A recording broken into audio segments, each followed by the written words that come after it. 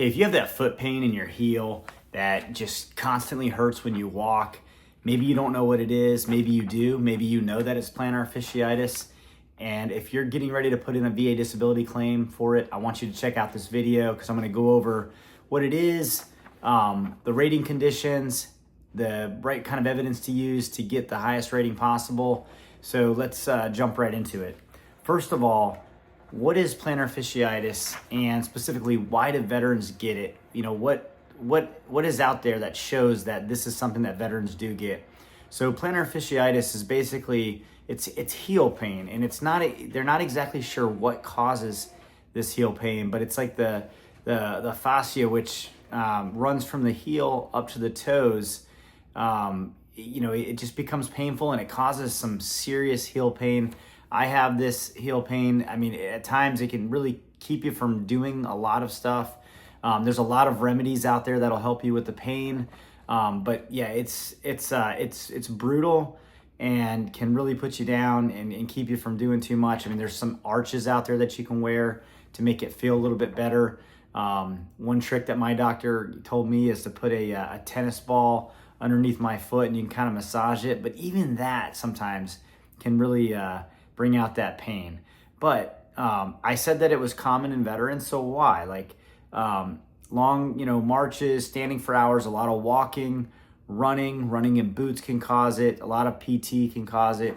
I've done some research on this, so I know that there's studies out there that say that it is common in veterans. It's common in runners. Can also be if you're overweight.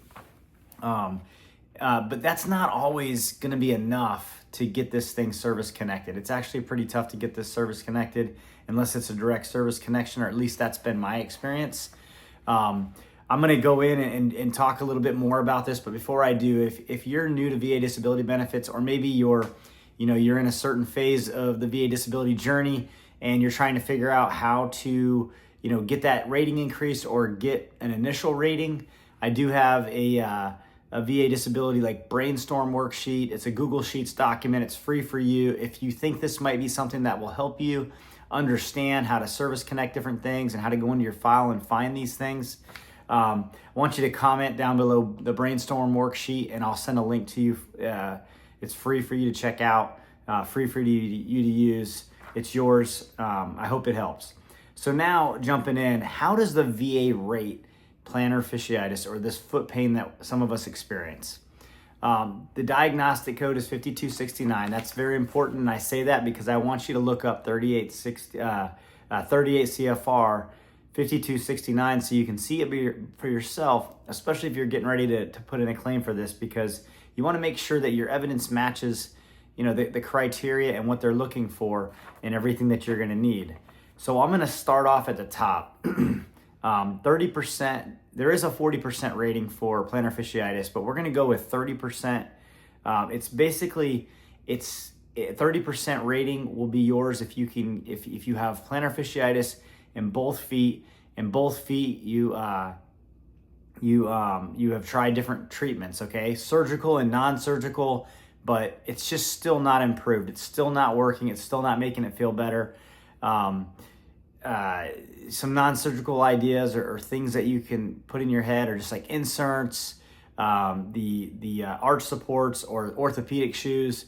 Those are all things that will be helpful to show that you have those, you've tried those, and it doesn't improve. And of course, I'm going to talk about medical evidence and how to prove that, or even regular evidence and how to prove that. But that's the criteria right there for a 30% rating. So think it's going to affect both feet, and you've tried surgical and non-surgical methods to fix this, and it's not correcting itself. It's not making it feel better. So now we jump into 20%. It's essentially the same exact criteria, but that's only relevant or only true for just one foot. So if it's your left foot that's just not being corrected by surgical or non-surgical means, then you're at a 20% rating. And then we're going to jump down to the 10% criteria, and that's basically one or both feet, and if it's improved by the treatment that you tried. So if you tried those treatments and it worked, it helps you feel better, then you're looking at a 10% rating. And I also want to throw out too that M21-1 also talks about this being something that the painful motion or 38 CFR 4.59. So if you have pain on your feet, a rater can give you a 10% rating, which is kind of ironic because 10% is really all it matters anyway. So it's the only thing that's going to give you if the treatment or if you have pain in that foot. So jumping into the evidence that you're going to need. Now remember, when we're doing this, we need to make sure that we can prove two things. Number one, we want to prove the symptoms and the quality of life and how it impacts our life. And then we also want to be able to prove service connection. We want to be able to prove that this is connected to service.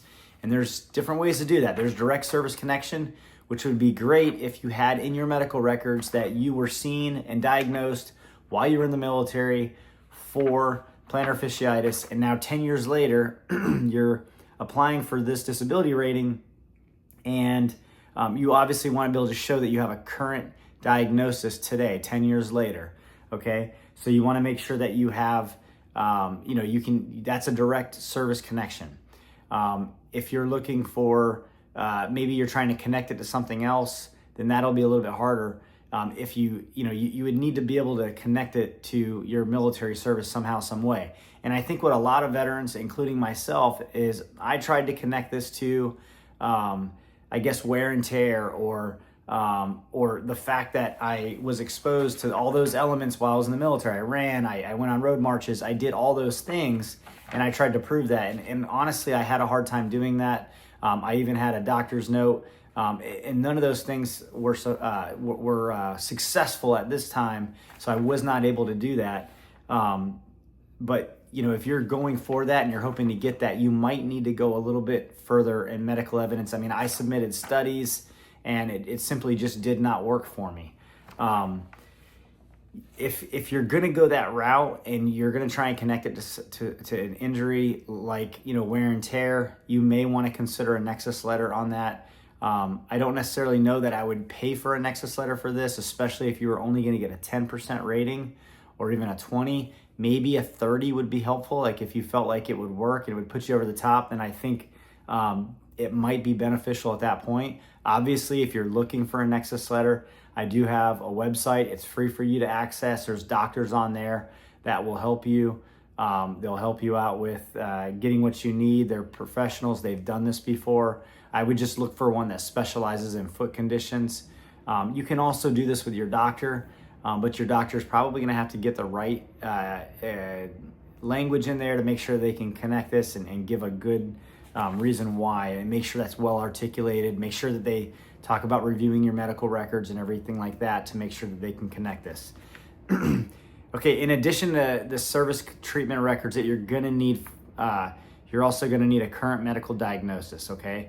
That's going for whether or not you get this direct service connected, from 10 years ago, or if you're trying to use, a nexus letter, which obviously your nexus letter is going to say that you have a current diagnosis of this, but you want to make sure that you have that, okay? Go to a podiatrist or an orthopedist, something like that, to make sure that you have that current diagnosis.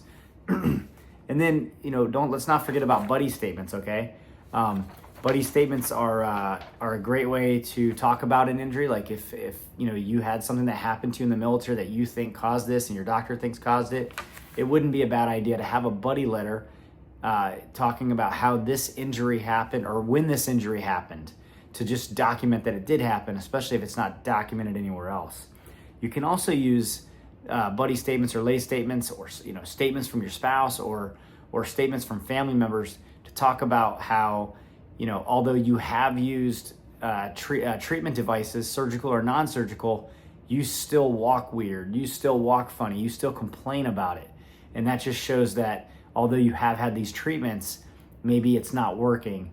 And it's just one more thing to throw on there, some sort of credible evidence to help you push that point. It also, it can also just be how it impacts you doing daily activities. So, moving on. So let's just say that you are successful. You do get a rating for plantar fasciitis, and if you do, and it's not direct service connection, like if you use another route, I'd love for you to throw the comments down in the comment section below, because it's something that I'm interested in. I'd like to know how people get this thing service connected. So if you get it connected, there are some other secondary conditions that I want you to consider or be aware of, just in case these things start developing now or later on. It could be as the result or connected to your plantar fasciitis. One good one is hip pain, back pain. You're going to have an altered gait if you're walking funny all the time, and that's going to impact other parts of your body. Okay. So if that happens, you're going to definitely need to get with a doctor to connect that, like to understand it, to articulate it. And they're going to want to look at your records and just show how that worked out and basically evaluate you. So that independent medical opinion is going to be very important in a claim like that. Again, I'll throw out the idea that I have doctors that can do those for you on my website. Take a look at that before you just pick one. Other conditions that you can connect this to could be mental health, depression, anxiety. This is all due to chronic pain. This is something that's really proven. I don't even necessarily think you need to get a nexus letter if you're going to prove this. Like if that's really like messing up your motivation and just making you irritable all the time, I think a simple personal statement would really help. And just kind of articulating that to one of the VA C&P examiners, or just simply going to a doctor and explaining that. I think that's an easy one to articulate if that's true for you. And then of course, like ankle instability or stress fractures in your foot, or early, other foot conditions that might be useful. But the biggest thing is if you have this, like I do, go to the podiatrist, talk to the podiatrist, get treatment for yourself. But at the same time, while you're doing that, talk about with your doctor the different things that are happening to you, and explain to your doctor that you think some of these conditions may have been caused by your plantar fasciitis, and see what their thoughts are and their opinions are. If they're your doctor and they agree with you and they can support that by science, them throwing that statement into a doctor's notes could really go a long way with getting this approved for you. Some common mistakes that get claims denied, this goes for any condition, is not being able to connect it to service, okay? That was my problem on this one. I just couldn't do it. I still can't, don't know what to do. Missing a nexus, and I don't want that to happen to you. So just make sure that you have a good, strong, adequate nexus. And then of course, no current diagnosis. If you had this back in service, but you never went and got it re-diagnosed, then that's going to be a good reason for the VA to deny you. Some other things to strengthen your claim that I want you to think about is keep a pain or a log that shows like maybe when you were having some flare-ups or some problems and you couldn't do certain types of activities. Articulate that. That's going to do a couple things for you. Number one, it's going to help you during the C&P exam to refresh your mind about what kind of pain you're dealing with on a daily basis. And it'll help you articulate that to your C&P examiner. I think a lot of times vets go into these appointments and they don't want to give like honest, like, hey, this hurts me. They'd rather say, it hurts, but I'm okay.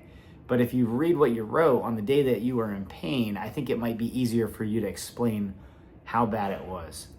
I talked a little bit about buddy letters and personal statements. That just shows additional proof of like how it impacts on your life.